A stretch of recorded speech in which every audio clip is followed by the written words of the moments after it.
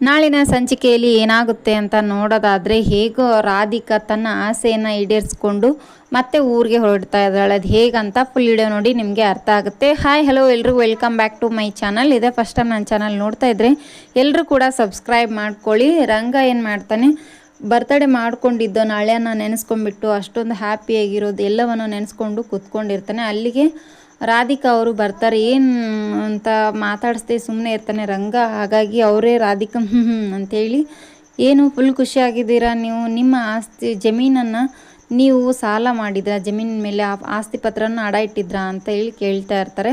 ಹೌದು, ಆ ಜಮೀನನ್ನು ಮಾರೋಕ್ಕೆ ನನಗಿಷ್ಟ ಇರಲಿಲ್ಲ, ಹಾಗಾಗಿ ನಾನು ಅದನ್ನು ಆಸ್ತಿನ ಉಳಿಸ್ಕೊಳ್ಳೋ ಸಂಬಂಧ ಆಸ್ತಿಗೆ ನಾನು ಸಾಲ ಮಾಡಿದ್ದೆ ಅಷ್ಟೇ ಅಂತ ಹೇಳ್ಬಿಟ್ಟು ರಂಗ ಹೇಳ್ತಾ ಇರ್ತಾನೆ. ಹಾಗಾದರೆ ನೀವು ಒಂದು ಸತಿ ನಾನು ಕೇಳಿದಾಗ ಆ ಜಮೀನನ್ನು ನನಗೆ ಕೊಟ್ಟಿರಲಿಲ್ಲ, ಆದರೆ ಇವಾಗ ನನ್ನ ಮಗನೇ ಬಂದುಬಿಟ್ಟು ಆ ಜಮೀನನ್ನು ನಿಮಗೆ ಬಿಡಿಸ್ಕೊಡೋ ರೀತಿಯಲ್ಲಿ ಆಯಿತು, ನೋಡಿದ್ರಾ ಹೇಗೆ ಒಲಿಯುತ್ತೆ ಅಂತ ಹೇಳ್ಬಿಟ್ಟು ಇಲ್ಲಿ ರಾಧಿಕಾ ಅವರು ಹೇಳ್ತಾ ಇರ್ತಾರೆ. ಅಷ್ಟೇ ಹೇಳಿ ಮತ್ತೆ ರಂಗನೆದುರಿಗೆ ನಾವು ಹೊರಡ್ತೀವಿ, ಟೈಮ್ ಆಗಿದೆ ಇವಾಗ ಅಂತ ಹೇಳ್ಬಿಟ್ಟು ರಾತ್ರಿ ಆಗಿರುತ್ತೆ, ಹಾಗಾಗಿ ಹೋಗ್ತಾ ಇರ್ತಾರೆ.